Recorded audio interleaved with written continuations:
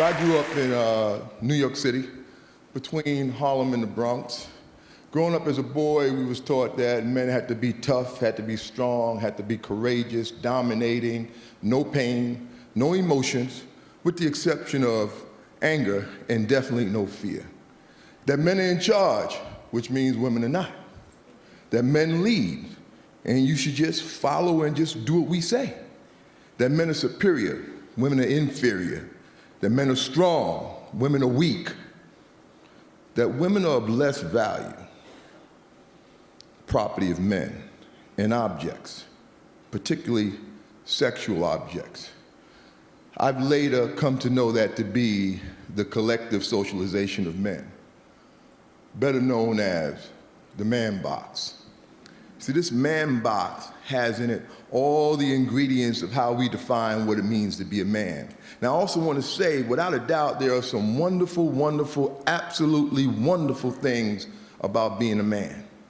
Well, at the same time, there's some stuff that's just straight up twisted.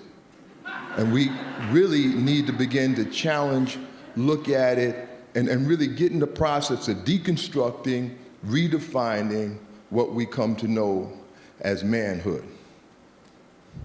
This is my two at home, Kendall and Jade. They're 11 and 12. Kendall's 15 months older than Jade. There's a period of time, when my wife, her name is Tammy, and we just got real busy and whip, whip, bit, bam, boom, Kendall and Jade. Right? And when they were about 5 and 6, 4 and 5, Jade could come to me. It didn't matter, come to me crying, It didn't matter what she was crying about. She can get on my knees, she can snot my sleeve up, just cry it out, Daddy got you, that's all that's important. Now Kendall, on the other hand, and like I said, he's only 15 months older than her, he come to me crying. It's like soon as I would hear him crying, a clock would go off. I would give the boy probably about 30 seconds, which means by the time he got to me, I was already saying things like, why you crying? Hold your head up, look at me, explain to me what's wrong, tell me what's wrong, I can't understand you while you're crying. And out of my own frustration of my role and responsibility of building him up as a man to fit into these guidelines and these structures that are defining this man box, I would find myself saying things like, just go in your room.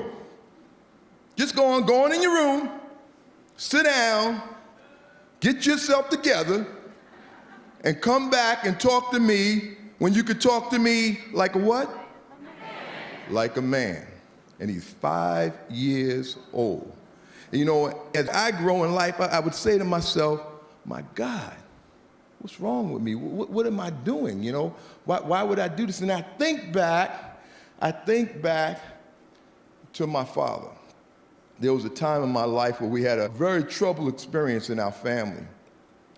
My brother Henry, he died tragically when we was teenagers. We lived in New York City, as I said, we lived in the Bronx at the time. And the burial was a place called Long Island. It was about 2 hours outside of the city. And as we were preparing to come back from the burial, the cars stopped at the bathroom, to let folks take care of themselves before the long ride back to the city. And the limousine empties out. My mother, my sister, my auntie, they all get out, but my father and I stayed in the limousine. And no sooner than the women got out, he burst out crying. He didn't want to cry in front of me, but he knew he wasn't going to make it back to the city. It was better me than to allow himself to express these feelings and emotions in front of the women. And this is a man who 10 minutes ago had just put his teenage son in the ground. Something I just can't even imagine. The thing that sticks with me the most is that he was apologizing to me for crying in front of me. And at the same time, he was also giving me props, lifting me up for not crying. I come to also look at this as this fear that we have as men, this fear that just have us paralyzed, holding us hostage to this man box.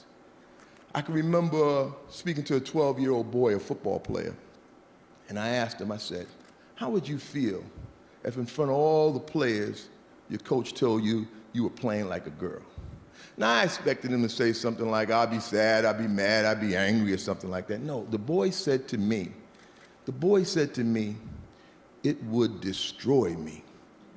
And I said to myself, God, if it would destroy him to be called a girl, what are we then teaching him about girls?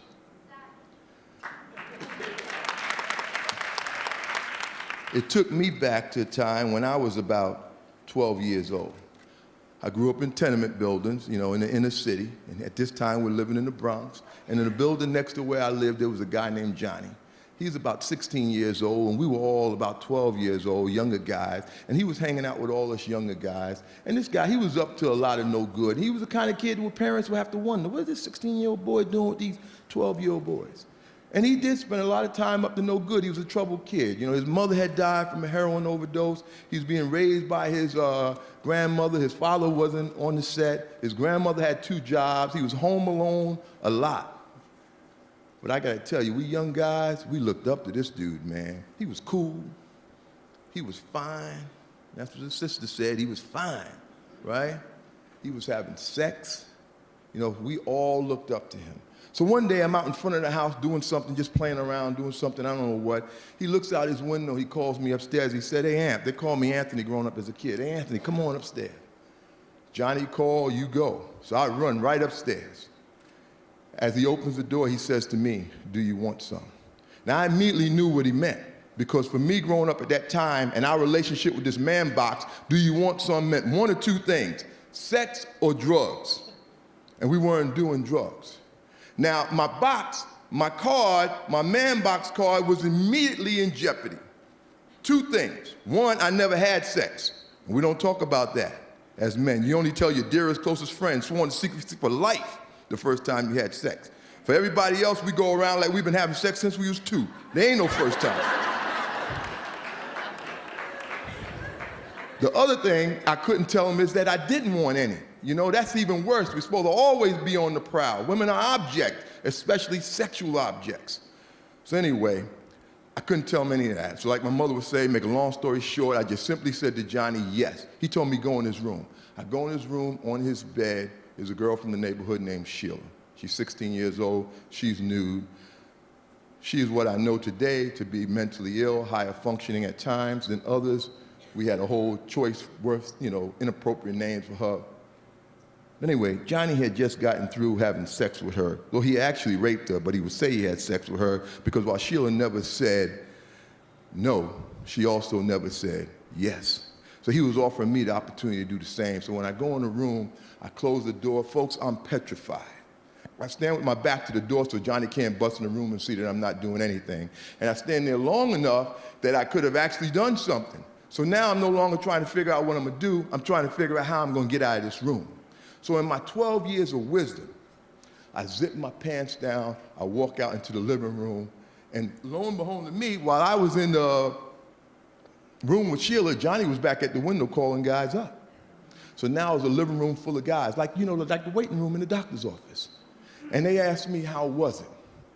And I say to them, it was good. And I zip my pants up in front of them, and I head for the door.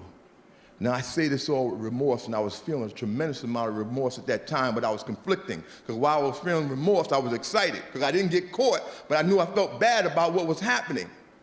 This fear of getting outside the man box totally enveloped me. It was way more important to me about me and my man box card than about Sheila and what was happening to her. See, collectively, we as men are taught to have less value in women, to view them as property and the objects of men. We see that as an equation that equals violence against women. We as men, good men, the large majority of men, we operate on the foundation of this whole collective socialization. We kind of see ourselves separate, but we're very much a part of it. You see, we have to come to understand that less value, property, and objectification is the foundation, and the violence can't happen without it. So we're very much a part of the solution as well as the problem. The Centers for Disease Control says that men's violence against women is at epidemic proportions. It's the #1 health concern for women in this country and abroad. So quickly, I'd like to just say, you know, This is my love of my life, my daughter Jade. The world I envision for her. How do I want men to be acting and behaving? I need you on board. I need you with me. I need you working with me and me working with you on how we raise our sons and teach them to be men. That it's okay to not be dominating. That it's okay to have feelings and emotions. That it's okay to promote equality. That it's okay to have women who are just friends and that's it. That it's okay to be whole. That my liberation as a man is tied to your liberation as a woman. I remember asking a 9-year-old boy, what would life be like for you if you didn't have to adhere to this man box? He said to me, I would be free. Thank you, folks.